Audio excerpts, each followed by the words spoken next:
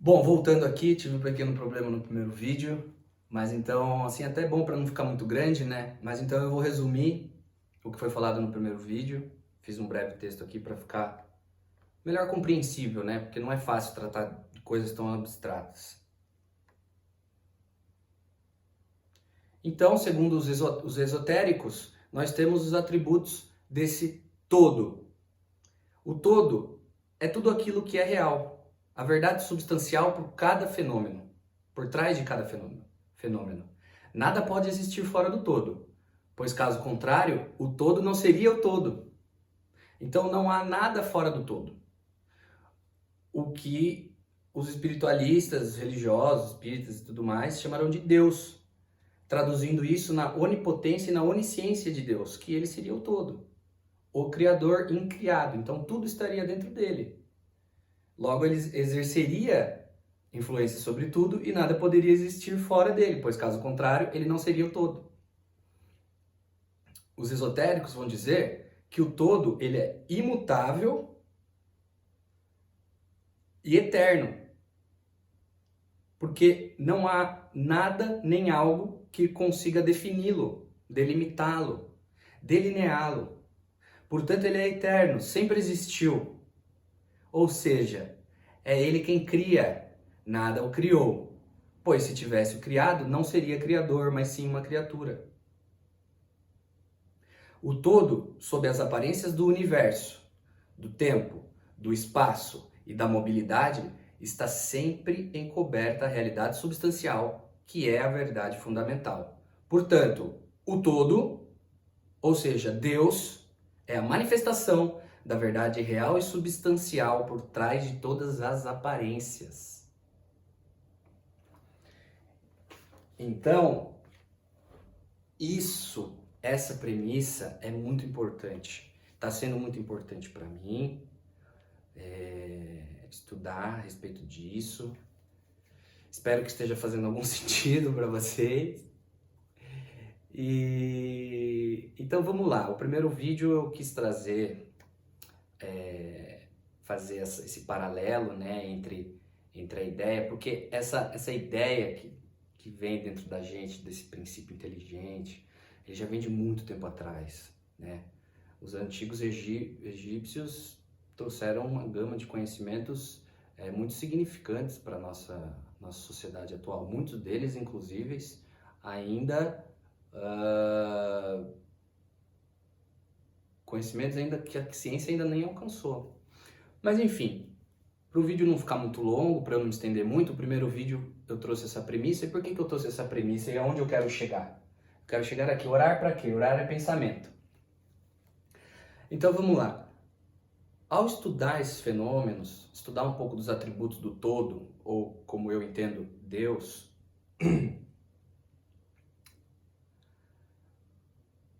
entende-se que há em volta da gente, no universo, um fluido cósmico. Fluido que ele está presente em todas as coisas. Uma parte de Deus presente em todas as coisas, né? Na energia, na matéria, em todos os fenômenos que acontecem, esse fluido está presente. E o que eu acho mais importante trazer aqui nesse vídeo para vocês é que numa obra de Allan Kardec, chamada Gênese, onde ele vai estudar, vai pesquisar a origem do universo, ele vai dizer que nesse fluido cósmico que eu já citei para vocês, ele é um veículo do pensamento. Então, o que acontece? Kardec, em Gênesis, vai dizer que o pensamento, ele atravessa, ele age sobre os fluidos que nos cercam, assim como o som atravessa o ar. O ar serve de fluido de transporte para o som, chegar de um lugar até o outro. E Kardec vai dizer que esses fluidos que nos rodeiam servem de veículo para o nosso pensamento. E quando eu me deparei com esse conhecimento, Isso abriu minha mente. Falei, caramba. Aí eu voltei lá, falei, caramba, o universo é mental, o todo é mental, é tudo na mente, né? O princípio está na mente. E olha que interessante, quantas coisas a gente pode inferir do fato de que os nossos pensamentos são transportados através dos fluidos que nos cercam, assim como o som atravessa o ar. Isso é muito importante. Eu vou, nas palavras dele, eu acho melhor trazer na íntegra. Ele diz o seguinte: sendo os fluidos o veículo do pensamento, o pensamento atua sobre os fluidos como o som sobre o ar. Eles nos trazem o pensamento como o ar nos traz o som. Portanto, essa realidade que a gente não consegue ver, ela está toda impregnada dos nossos pensamentos, da nossa atmosfera psíquica, em contato com a atmosfera psíquica das outras pessoas.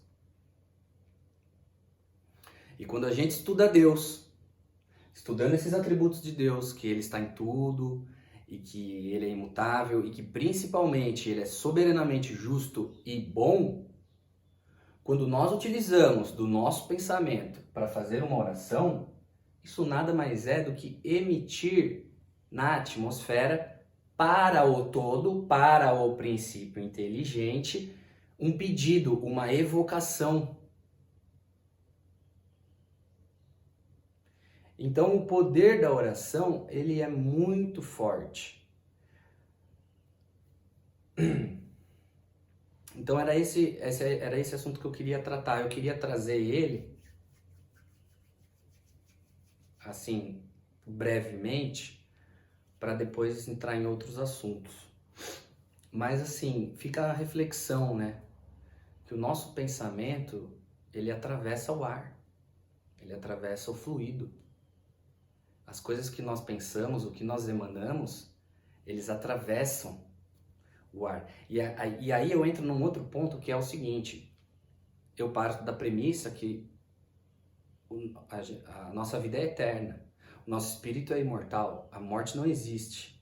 Ela é só uma passagem para um outro plano de vida, um outro plano de consciencial, um outro plano consciencial. Minha mente está se manifestando num corpo de carne agora, daqui a pouco a minha consciência estará se manifestando num outro corpo, que é aqueles que eu falei no último vídeo. No caso, o perispírito, do qual eu vou trazer mais assunto e vou falar mais coisas sobre ele. Então, a sugestão que fica para vocês, né? Façam oração, né? Tentem entender que o universo ele funciona através de símbolos, através de uma maneira inteligente com nós, que existe e que Deus está presente em tudo, no todo, e que quando você pensa, você emana algo para o universo e ele vai te responder. Eu não vou aqui atribuir um juízo de valor se algo é bom ou ruim. Acredito que é aprendizado, de um modo ou de outro. E quando eu entro nesse aspecto do espírito imortal e do pensamento, sobre como o pensamento atravessa a atmosfera, eu me deparei com uma questão aqui no Livro dos Espíritos, de Allan Kardec também, questão número 89, que ele diz o seguinte: quando o pensamento está em alguma parte, lá estará sua alma também. Porque o pensamento é um atributo da alma, do espírito. Olha quanta coisa a gente pode trazer desses aspectos. Será que fica mais claro o poder de uma oração? Já que a oração é feita através de um pensamento, o pensamento é um atributo do espírito, de uma parte do todo de Deus, portanto, de uma parte da verdade substancial, da realidade oculta por trás das manifestações.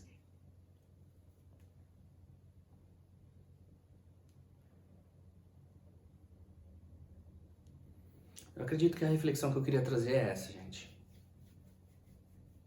Aonde está o seu pensamento, lá estará o seu tesouro. Pois o pensamento, ele atravessa os fluidos da atmosfera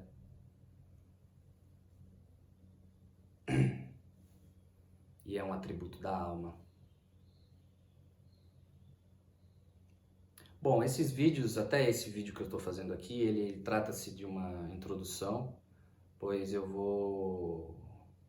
Aonde eu quero chegar mesmo com esse canal, não é ainda esses assuntos propriamente ditos, mas eu acho que isso já é um pouquinho assim das premissas das quais eu vou partir para tecer algumas outras reflexões mais a respeito do meu cotidiano, não tanto questões tão abstratas e subjetivas. Então, se você chegou até aqui, muito obrigado. Quero compartilhar com vocês que essa experiência de gravar vídeos e de sintetizar um pouco do meu estudo, do meu ponto de vista sobre as coisas que eu tenho estudado e fazer todas essas analogias é algo novo para mim, então não tenho certeza como vai ser recebido, se vai ser compreensível ou não, mas saiba que a minha intenção aqui é das melhores. Eu não tenho pretensão financeira alguma, eu não tenho pretensão aqui de esgotar o assunto, nem de trazer verdades absolutas, mas simplesmente trazer esses conhecimentos que têm me ajudado muito, porque entender que eu faço parte de um princípio inteligente, que a minha consciência está se manifestando no meu corpo de carne de uma maneira temporária e que o pensamento ele é um atributo do meu espírito e que os meus pensamentos atravessam os fluidos, né? Chegam nas pessoas, nas coisas. Isso é importante para mim. Para mim, sabe aquela frase orai e vigiai? Pois é. Esses estudos fazem com que eu consiga entender o significado dessa simples frase de um jeito mais profundo. Frase esta que foi trazida pelo Mestre Jesus, né?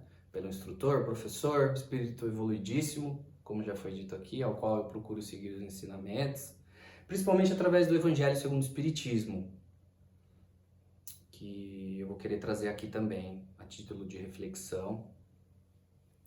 É muito curioso, né? E se a gente parar para pensar, muitos princípios herméticos, claro que eu só citei o princípio do mentalismo, mas depois eu vou citar outros e isso vai ficar mais compreensível. Muitos dos princípios herméticos são usados hoje nas nossas psicologias modernas, nas nossas terapias, na medicina. Eu me lembrei agora, eu não sou nenhum expert na área, longe disso, mas a psicologia ela tem uma área que fala do TCC, né? Teoria Cognitiva Comportamental, e ela traz essa ideia do pensamento como o elemento principal da ação. Pensamento gera sentimento, que gera emoção. Só que a gente foca na emoção e esquece que tudo começa com um pensamento. Por que tudo começa pelo pensamento, gente? Porque o pensamento é um atributo da alma. O pensamento ele é um atributo da divindade que está entre nós, da realidade substancial que está por trás de nós. Por trás dessas aparentes manifestações emocionais, tem ali um atributo da alma. Então é isso, gente. Fica a minha reflexão. Espero que vocês tenham gostado. Se você chegou até aqui, peço desculpa pelo primeiro vídeo, porque acabou travando e tudo mais. E é isso, né? Graças a Deus, graças a Jesus, aos ceareiros do Mestre, né? Que eu estou aqui hoje, podendo falar com vocês, podendo compartilhar, bater esse papo sobre espiritualidade. Graças a Deus, graças a Jesus. Vamos trabalhar, vamos estudar, vamos pesquisar, vamos entender um pouco melhor quem somos, o que estamos fazendo aqui, não é? Muito obrigado.